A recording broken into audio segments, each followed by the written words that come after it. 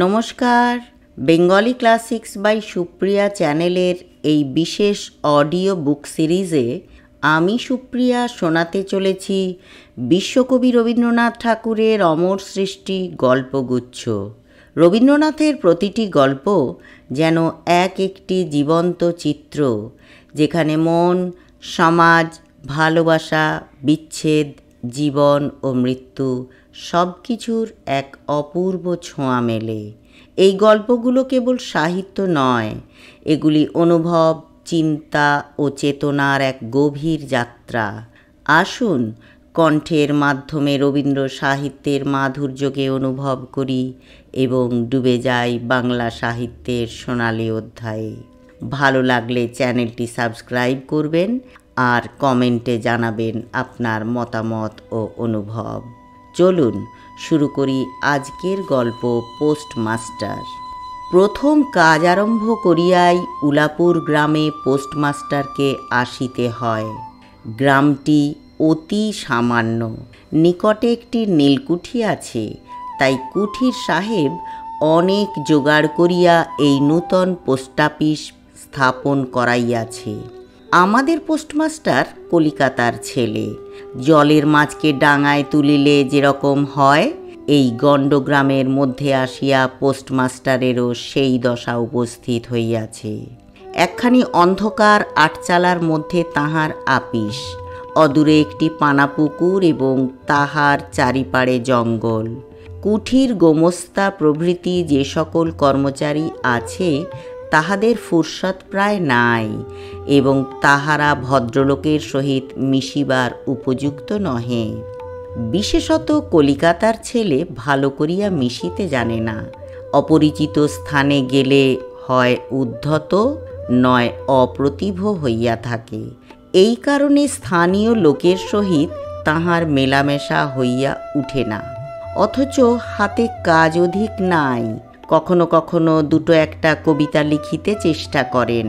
তাহাতে এমন ভাব ব্যক্ত করিয়াছেন যে সমস্ত দিন তরুপল্লবের কম্পন এবং আকাশের মেঘ দেখিয়া জীবন বড় সুখে কাটিয়া যায়। কিন্তু অন্তর্যামী জানেন, যদি আরব্য উপন্যাসের কোনো দৈত্য আসিয়া এক রাতের মধ্যে এই শাখাপল্লব সমেত সমস্ত গাছগুলা কাটিয়া পাকা রাস্তা বানাইয়া দেয় এবং সারি সারি অট্টালিকা আকাশের মেঘকে দৃষ্টিপথ হইতে রুদ্ধ করিয়া রাখে, তাহা হইলে এই আদমরা ভদ্র সন্তানটি পুনশ্চ নবজীবন লাভ করিতে পারে। পোস্টমাস্টারের বেতন অতি সামান্য, নিজে রাঁধিয়া খাইতে হয় এবং গ্রামের একটি পিতৃমাতৃহীন অনাথা বালিকা তাহার কাজকর্ম করিয়া দেয়, চারিটি খাইতে পায়। মেয়েটির নাম রতন, বয়স 12-13। বিবাহের বিশেষ সম্ভাবনা দেখা যায় না। সন্ধ্যার সময় যখন গ্রামের গোয়ালঘর হইতে ধূম কুণ্ডলায়িত হইয়া উঠিত, ঝোপে ঝোপে ঝিল্লি ডাকিত, দূরে গ্রামের নেশাখোর বাউলের দল খোল করতাল বাজাইয়া উচ্চৈস্বরে গান জুড়িয়া দিত, যখন অন্ধকার দাওয়ায় একলা বসিয়া গাছের কম্পন দেখিলে কবির হৃদয়েও ঈষৎ হৃৎকম্প উপস্থিত হইত, তখন ঘরের কোণে একটি ক্ষীণ শিখা প্রদীপ জ্বালিয়া পোস্টমাস্টার ডাকিতেন, রতন। রতন দ্বারে বসিয়া এই ডাকের জন্য অপেক্ষা করিয়া থাকিত, কিন্তু এক ডাকেই ঘরে আসিত না। বলিত, কি গা বাবু, কেন ডাকছ? পোস্টমাস্টার, তুই কি করছিস? রতন, এখনই চুলো ধরাতে যেতে হবে হেঁসেলের। পোস্টমাস্টার, তোর হেঁসেলের কাজ পরে হবে, এখন একবার তামাকটা সেজে দে তো। অনতিবিলম্বে দুটি গাল ফুলাইয়া কলিকায় ফুঁ দিতে দিতে রতনের প্রবেশ। হাত হইতে কলি কাটা লইয়া পোস্টমাস্টার ফস করিয়া জিজ্ঞাসা করেন, আচ্ছা রতন, তোর মাকে মনে পড়ে? সে অনেক কথা, কতক মনে পড়ে, কতক মনে পড়ে না। মায়ের চেয়ে বাপ তাহাকে বেশি ভালোবাসিত। বাপকে অল্প অল্প মনে আছে। পরিশ্রম করিয়া বাপ সন্ধ্যাবেলায় ঘরে ফিরিয়া আসিত, তাহারই মধ্যে দৈবাত দুটি একটি সন্ধ্যা তাহার মনে পরিষ্কার ছবির মতো অঙ্কিত আছে। এই কথা হইতে হইতে ক্রমে রতন পোস্টমাস্টারের পায়ের কাছে মাটির উপর বসিয়া পড়িত। মনে পড়িত তাহার একটি ছোট ভাই ছিল। বহু পূর্বেকার বর্ষার দিনে একদিন একটা ডোবার ধারে দুইজনে মিলিয়া গাছের ভাঙা ডালকে ছিপ করিয়া মিছামিছি মাছ ধরা খেলা করিয়াছিল। অনেক গুরুতর ঘটনার চেয়ে সেই কথাটাই তাহার মনে বেশি উদয় হইত। এইরূপ কথা প্রসঙ্গে মাঝে মাঝে বেশি রাত হইয়া যাইত। তখন আলস্যক্রমে পোস্টমাস্টারের আর রাঁধিতে ইচ্ছা করিত না। সকালের বাসি ব্যঞ্জন থাকিত এবং রতন তাড়াতাড়ি উনুন ধরাইয়া খান কয়েক রুটি সেঁকিয়া আনিত। তাহাতেই উভয়ের রাত্রের আহার চলিয়া যাইত। একদিন সন্ধ্যাবেলায় সেই বৃহৎ আটচালার কোণে আপিসের কাঠের চৌকির উপর বসিয়া পোস্টমাস্টারও নিজের ঘরের কথা পাড়িতেন। ছোট ভাই, মা এবং দিদির কথা, প্রবাসে একলা ঘরে বসিয়া যাহাদের জন্য হৃদয় ব্যথিত হইয়া উঠিত তাহাদের কথা, যে সকল কথা সর্বদাই মনে উদয় হয় অথচ নীলকুঠির গোমস্তাদের কাছে যাহা কোনো মতেই উত্থাপন করা যায় না, সেই কথা একটি অশিক্ষিতা ক্ষুদ্র বালিকাকে বলিয়া যাইতেন। কিছুমাত্র অসঙ্গত মনে হইত না। অবশেষে এমন হইল, বালিকা কথোপকথন কালে তাহার ঘরের লোকদিগকে মা, দিদি, দাদা বলিয়া চিরপরিচিতের ন্যায় উল্লেখ করিত। এমনকি তাহার ক্ষুদ্র হৃদয়পটে বালিকা তাহাদের কাল্পনিক মূর্তিও চিত্রিত করিয়া লইয়াছিল। একদিন বর্ষাকালে মেঘমুক্ত দ্বিপ্রহরে ঈষৎতপ্ত সুকোমল বাতাস দিতেছিল। রৌদ্রে ভিজা ঘাস এবং গাছপালা হইতে এক প্রকার গন্ধ উত্থিত হইতেছিল। মনে হইতেছিল যেন ক্লান্ত ধরণীর উষ্ণ নিঃশ্বাস গায়ের উপরে আসিয়া লাগিতেছে এবং কোথাকার এক নাছোড়বান্দা পাখি তাহার একটানা সুরের নালিশ সমস্ত দুপুরবেলা প্রকৃতির দরবারে অত্যন্ত করুণ স্বরে বারবার আবৃত্তি করিতেছিল। পোস্টমাস্টারের হাতে কাজ ছিল না। সেদিনকার বৃষ্টিধৌত মসৃণ চিক্কণ তরুপল্লবের হিল্লোল এবং পরাভূত বর্ষার ভগ্নাবশিষ্ট রৌদ্র শুভ্র স্তূপাকার মেঘস্তর বাস্তবিকই দেখিবার বিষয় ছিল। পোস্টমাস্টার তাহা দেখিতেছিলেন এবং ভাবিতেছিলেন। এই সময় কাছে একটি কেহ নিতান্ত আপনার লোক থাকিত, হৃদয়ের সহিত একান্ত সংলগ্ন একটি স্নেহপুত্তলী মানব মূর্তি। ক্রমে মনে হইতে লাগিল সেই পাখি ওই কথাই বারবার বলিতেছে এবং জনহীন তরুচ্ছায়া নিমগ্ন মধ্যাহ্নের পল্লব মর্মরের অর্থ কতকটা ওইরূপ। কেহ বিশ্বাস করে না এবং জানিতেও পায় না, কিন্তু ছোট পল্লীর সামান্য বেতনের সাব পোস্টমাস্টারের মনে গভীর নিস্তব্ধ মধ্যাহ্নে দীর্ঘ ছুটির দিনে এইরূপ একটা ভাবের উদয় হইয়া থাকে। পোস্টমাস্টার একটা দীর্ঘ নিঃশ্বাস ফেলিয়া ডাকিলেন, রতন। রতন তখন পেয়ারা তলায় পা ছড়াইয়া দিয়া কাঁচা পেয়ারা খাইতেছিল। প্রভুর কণ্ঠস্বর শুনিয়া অবিলম্বে ছুটিয়া আসিল। হাঁপাইতে হাঁপাইতে বলিল, দাদাবাবু ডাকছ? পোস্টমাস্টার বলিলেন, তোকে আমি একটু একটু করে পড়তে শেখাবো বলিয়া সমস্ত দুপুরবেলা তাহাকে লইয়া সরেয়া করিলেন এবং এই রূপে অল্পদিনের যুক্ত অক্ষর উত্তীর্ণ হইলেন। শ্রাবণ মাসে বর্ষণের আর অন্ত নাই। খাল, বিল, নালা জলে ভরিয়া উঠিল। অহর্নিশি ভেকের ডাক এবং বৃষ্টির শব্দ। গ্রামের রাস্তায় চলাচল প্রায় এক প্রকার বন্ধ। নৌকায় করিয়া হাটে যাইতে হয়। একদিন প্রাতঃকাল হইতে খুব বাদলা করিয়াছে। পোস্টমাস্টারের ছাত্রীটি অনেকক্ষণ দ্বারের কাছে অপেক্ষা করিয়া বসিয়াছিল, কিন্তু অন্য দিনের মতো যথাসাধ্য নিয়মিত ডাক শুনিতে না পাইয়া আপনি খঙ্গি পুঁথি লইয়া ধীরে ধীরে ঘরের মধ্যে প্রবেশ করিল। দেখিল পোস্টমাস্টার তাহার খাটিয়ার উপর শুইয়া আছেন, বিশ্রাম করিতেছেন মনে করিয়া অতি নিঃশব্দে পুনশ্চ ঘর হইতে বাহিরে যাইবার উপক্রম করিল। সহসা শুনিল রতন। তাড়াতাড়ি ফিরিয়া গিয়া বলিল, দাদাবাবু ঘুমাচ্ছিলে? পোস্টমাস্টার কাতর স্বরে বলিলেন, শরীরটা ভালো বোধ হচ্ছে না, দেখ তো আমার কপালে হাত দিয়ে। এই নিতান্ত নিঃসঙ্গ প্রবাসে ঘনবর্ষায় রোগ কাতর শরীরে একটুখানি সেবা পাইতে ইচ্ছা করে। তপ্ত ললাটের উপর শাঁখা পরা কোমল হস্তের স্পর্শ মনে পড়ে। এই ঘোর প্রবাসে রোগ যন্ত্রণায় স্নেহময়ী নারীরূপে জননীয় দিদি পাশে বসিয়া আছেন, এই কথা মনে করিতে ইচ্ছা করে এবং এই স্থলে প্রবাসীর মনের অভিলাষ ব্যর্থ হইল না। বালিকা রতন আর বালিকা রহিল না। সেই মুহূর্তেই সে জননীর পদ অধিকার করিয়া বসিল। বৈদ্য ডাকিয়া আনিল, যথাসময়ে বটিকা খাওয়াইল, সারা রাত্রি শিয়রে জাগিয়া রহিল, আপনি পথ্য রাঁধিয়া দিল এবং শতবার করিয়া জিজ্ঞাসা করিল, হ্যাঁ গো দাদাবাবু, একটুখানি ভালো বোধ হচ্ছে কি? বহুদিন পরে পোস্টমাস্টার ক্ষীণ শরীরে রোগশয্যা ত্যাগ করিয়া উঠিলেন। মনে স্থির করিলেন, আর নয়, এখান হইতে কোনো মতে বদলি হইতে হইবে। স্থানীয় অস্বাস্থ্যের উল্লেখ করিয়া তৎক্ষণাৎ কলিকাতায় কর্তৃপক্ষদের নিকট বদলি হইবার জন্য দরখাস্ত করিলেন।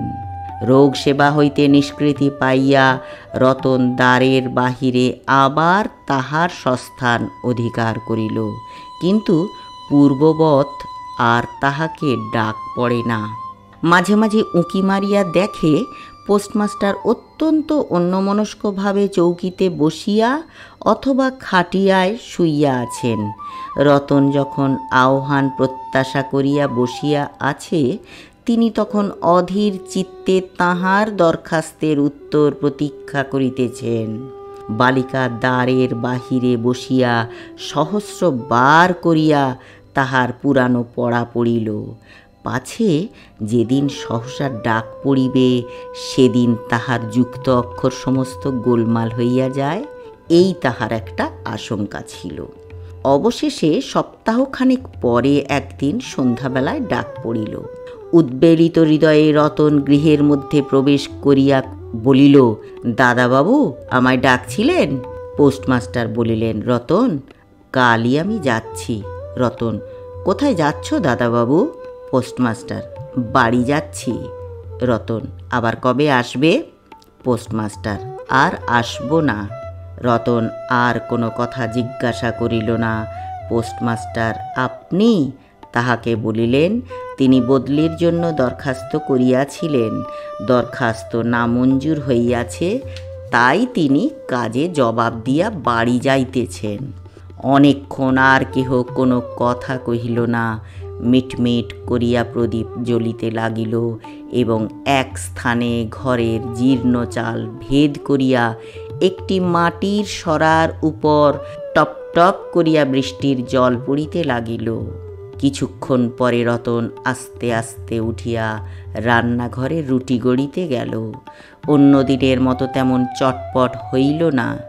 বোধ করি মধ্যে মধ্যে মাথায় অনেক ভাবনা উদয় হইয়াছিল। পোস্টমাস্টারের আহার সমাপ্ত হইলে পর বালিকা তাহাকে জিজ্ঞাসা করিল, দাদাবাবু, আমাকে তোমাদের বাড়ি নিয়ে যাবে? পোস্টমাস্টার হাসিয়া কহিলেন, সে কি করে হবে? ব্যাপারটা যে কি কি কারণে অসম্ভব তাহা বালিকাকে বুঝানো আবশ্যক বোধ করিলেন না। সমস্ত রাত্রি স্বপ্নে এবং জাগরণে বালিকার কানে পোস্টমাস্টারের হাস্যধ্বনির কণ্ঠস্বর বাজিতে লাগিল। সে কি করে হবে? ভোরে উঠিয়া পোস্টমাস্টার দেখিলেন তাহার স্নানের জল ঠিক আছে। কলিকাতার অভ্যাস অনুসারে তিনি তোলা জলে স্নান করিতেন। কখন তিনি যাত্রা করিবেন সে কথা বালিকা কি কারণে জিজ্ঞাসা করিতে পারে নাই। পাছে প্রাতঃকালে আবশ্যক হয়, এই জন্য রতন তত রাত্রে নদী হইতে তাহার স্নানের জল তুলিয়া আনিয়াছিল। স্নান সমাপন হইলে রতনের ডাক পড়িল। রতন নিঃশব্দে গৃহে প্রবেশ করিল এবং আদেশ প্রতীক্ষায় একবার নীরবে প্রভুর মুখের দিকে চাহিল। প্রভু কহিলেন, রতন, আমার জায়গায় যে লোকটি আসবেন তাকে বলে দিয়ে যাব, তিনি তোকে আমারই মতন যত্ন করবেন। আমি যাচ্ছি বলে তোকে কিছু ভাবতে হবে না। এই কথাগুলি যে অত্যন্ত স্নেহ গর্ভ এবং দয়ার্দ্র হৃদয় হইতে উত্থিত সে বিষয়ে কোনো সন্দেহ নাই। কিন্তু নারী হৃদয় কে বুঝিবে? রতন অনেক দিন প্রভুর অনেক তিরস্কার নীরবে সহ্য করিয়াছে, কিন্তু এই নরম কথা সহিতে পারিল না। একেবারে উচ্ছ্বসিত হৃদয়ে কাঁদিয়া কাঁদিয়া উঠিয়া কহিল, না না, তোমার কাউকে কিছু বলতে হবে না, আমি থাকতে চাই নে। পোস্টমাস্টার রতনের এরূপ ব্যবহার কখনো দেখেন নাই, তাই অবাক হইয়া রহিলেন। নূতন পোস্টমাস্টার আসিল, তাহাকে সমস্ত চার্জ বুঝাইয়া দিয়া পুরাতন পোস্টমাস্টার গমনোন্মুখ হইলেন।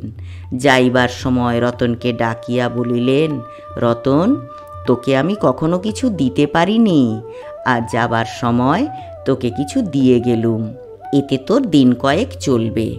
কিছু পথ খরচা বাদে তাহার বেতনের যত টাকা পাইয়াছিলেন পকেট হইতে বাহির করিলেন। তখন রতন ধুলায় পড়িয়া তাহার পা জড়াইয়া ধরিয়া কহিল, দাদাবাবু, তোমার দুটি পায়ে পড়ি, তোমার দুটি পায়ে পড়ি, আমাকে কিছু দিতে হবে না। তোমার দুটি পায়ে পড়ি, আমার জন্য কাউকে কিছু ভাবতে হবে না, বলিয়া এক দৌড়ে সেখান হইতে পলাইয়া গেল। ভূতপূর্ব পোস্টমাস্টার নিঃশ্বাস ফেলিয়া হাতে কার্পেটের ব্যাগ ঝুলাইয়া, কাঁধে ছাতা লইয়া, মুটের মাথায় নীল ও শ্বেত রেখায় চিত্রিত টিনের প্যাঁটরা তুলিয়া ধীরে ধীরে নৌকাভিমুখে চলিলেন। যখন নৌকায় উঠিলেন এবং নৌকা ছাড়িয়া দিল, বর্ষা বিস্ফারিত নদী ধরনের উচ্ছ্বলিত অশ্রুরাশির মতো চারিদিকে ছলছল করিতে লাগিল। তখন হৃদয়ের মধ্যে অত্যন্ত একটা বেদনা অনুভব করিতে লাগিলেন। একটি সামান্য গ্রাম্য বালিকার করুণ মুখচ্ছবি যেন এক বিশ্বব্যাপী বৃহৎ অব্যক্ত মর্ম ব্যথা প্রকাশ করিতে লাগিল। একবার নিতান্ত ইচ্ছা হইল ফিরিয়া যাই, জগতের ক্রোড় বিচ্যুত সেই অনাথিনীকে সঙ্গে করিয়া লইয়া আসি। কিন্তু তখন পালে বাতাস পাইয়াছে, বর্ষার স্রোত খরতর বেগে বহিতেছে, গ্রাম অতিক্রম করিয়া নদীকূলের শ্মশান দেখা দিয়াছে এবং নদী প্রবাহে ভাসমান পথিকের উদাস হৃদয়ে এই তত্ত্বের উদয় হইল, জীবনে এমন কত বিচ্ছেদ, কত মৃত্যু আছে, ফিরিয়া ফল কি?